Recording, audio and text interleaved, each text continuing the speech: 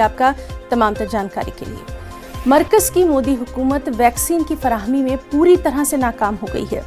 कई रियासतों में ऑक्सीजन न मिलने से मरीजों की मौत हो रही है।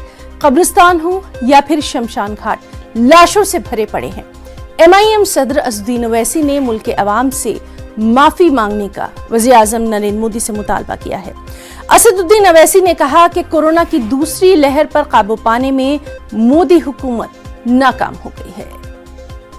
The government of India has failed in their vaccination policy, and which is right to life under the constitution.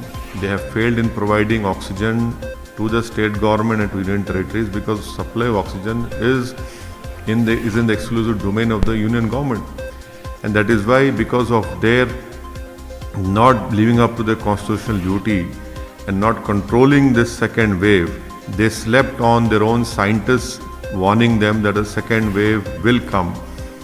But despite that, the government led by Mr. Narendra Modi failed, and what you see now is that every day in India more than 4,000 people are dying from last 3 weeks.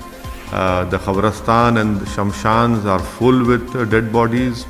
People are not able to get oxygen.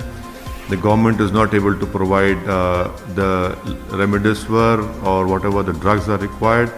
The government is not able to provide oxygen. The government is not able to provide vaccination to even to people who are over above 45 years.